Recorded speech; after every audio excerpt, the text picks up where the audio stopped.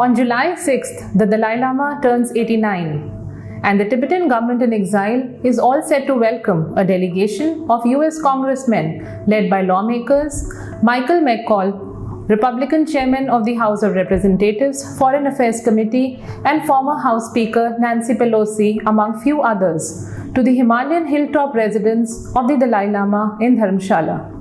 The meeting comes in the backdrop of the giant leap in American support to the Tibet cause, with the lawmakers throwing their weight behind the Resolve Tibet Act that has been sent to the White House for President Biden's approval. It demonstrates that the Central Tibetan Administration, perched magnificently in Dharamshala, has made considerable progress in establishing the Himalayan hill town as the nerve center of dialogue on behalf of the Tibetans. The Week speaks exclusively to Penpa Tsering, the president of the Tibetan government in exile, on the growing global support to the Tibet cause.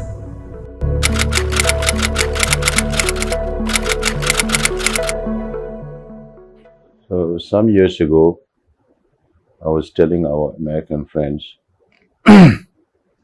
when China announced its air defense identification zone.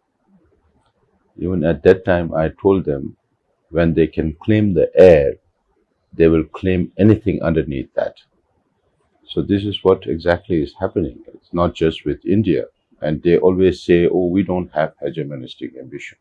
You look at the whole of South China Sea or East China Sea, alongside Japan and Taiwan. Also, they are giving Chinese name to all these territories. So this is to redefine history, remove the historical background behind those, and claim these territories as its own. So China denies everything, denies territorial hegemonistic ambitions, denies overcapacity. But today, the world knows better. And I was also telling the Taiwanese that China is not ready to attack you yet, because Xi Jinping keeps moving the generals and the commandants from one place to another in a very short period of time. But there's no time for the generals to build better relations with the cadres, and the generals and the second in command don't trust each other. Then you also have the political commissars who oversees their work. They also don't trust each other.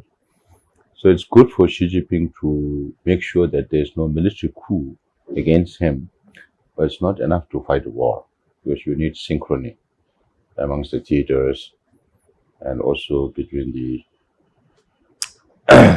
different arms of the military. And also the fact that China is the only country that spends more money on internal security than external security manifests that there is a deep distrust between the rulers and the ruled. So these are serious vulnerabilities we're talking about, aside from the economic woes that China is going through right now. And they pivot towards global south, which is also a huge competition for India. But again, the question is, how much purchasing power does the global south have? And China has all this overcapacity. And if they flood all the global south countries with their cheap products, it will kill all their small and medium scale industries.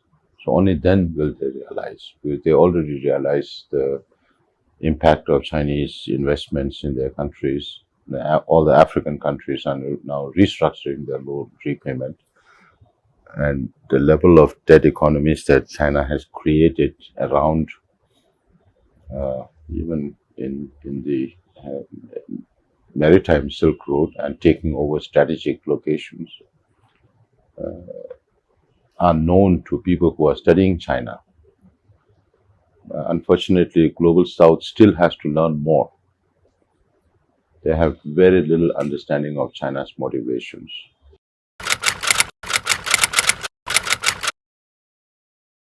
So way back in 1949, just after communism took over China, in 1950, they invaded Tibet. That was part of their hegemonistic ambition. Now they claim parts of Indian territory as southern Tibet in Arunachal Pradesh. But we Tibetans were the signatories to back in 1914 Shimla Agreement that defines the border between India and Tibet through the McMahon Line. And we are happy with that.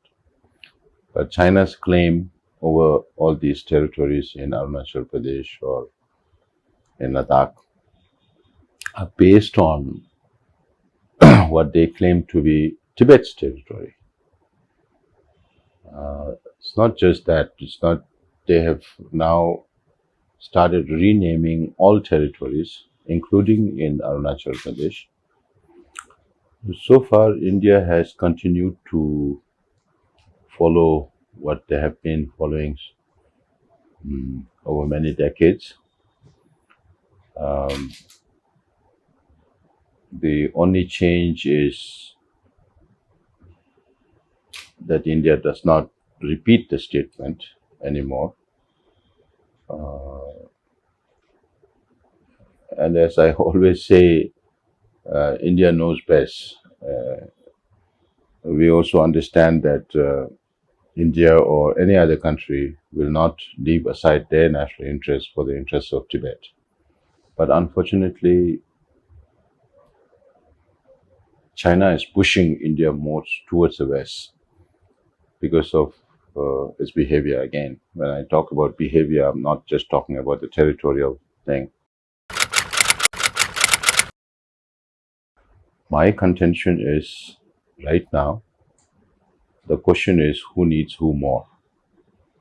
Whether China needs India and the Western world more, or the Western world or the democratic world needs China more. As long as we keep giving more business to China, China will keep growing. And right now, there is no sign of China attempting to make a move towards more openness and how do you say, become a responsible partner in the global community, and particularly in Europe and Americas. You get this feeling that you cannot make China more powerful than what it already is. And by giving them more business, China keeps doing what they want to do: invest in space technology, in military, in quantum computing, artificial intelligence, Belt and Road Initiative, and create all these dead economies around the world. So China's influence is not diminishing. So the only way to bring China on its knees is its economy. So maybe it's time for India to recalibrate their position on China, because China respects only strength, not weakness.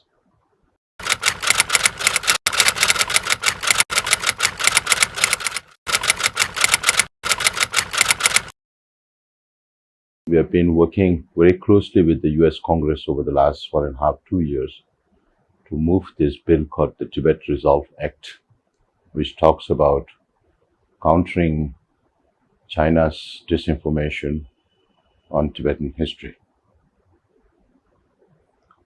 And we are now almost 75% there, because we got it through the House Foreign Affairs Committee last year, November. And this year, February, we got it through the House floor with 392 votes in favor. And this April, it was unanimously moved in the Senate Foreign Relations Committee. Now it has to go to the Senate floor. We are hoping that in the next 2 months, it should get through.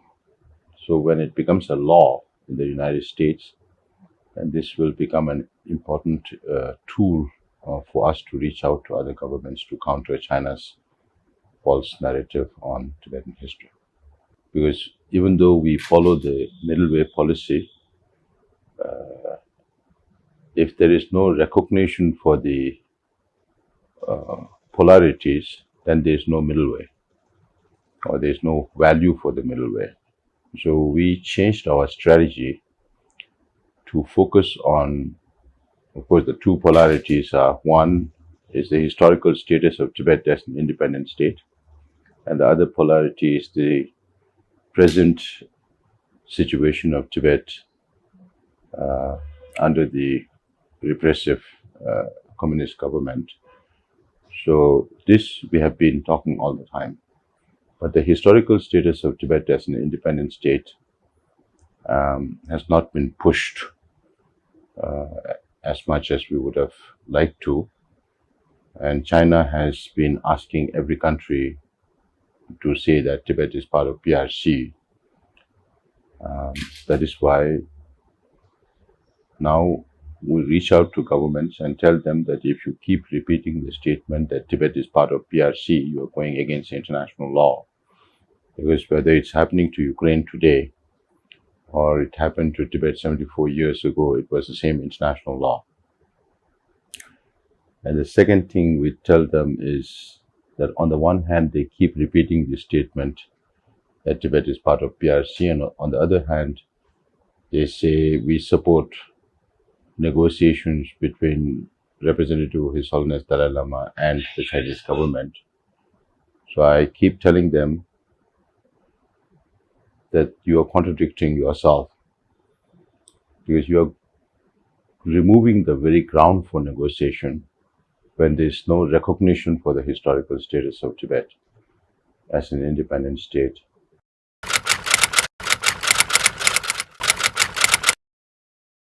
I've been traveling a lot to visit all the Tibetan settlements over the last 2 years, because I promised my people that I will visit every single community 2 times in 5 years. So we finished the first round. Now we are doing the second round, including visiting some 25 different countries where Tibetans are located. Because of the dispersing compact communities, that now you find a lot of Tibetans in different countries. And that is why we created this platform called the Voluntary Tibet Advocacy Group, where every Tibetan can join in advocating for Tibet. Even now, His Holiness keeps reassuring us that he will live for another 2 decades and more. And as I mentioned before, also there were propitious pre-signs that this Dalai Lama would live very long. So I tell our Chinese friends, let us see whether communism outlives the Dalai Lama or His Holiness outlives communism. Because the way Xi Jinping is going now, and if you listen to him, he talks about rise and falls of empires.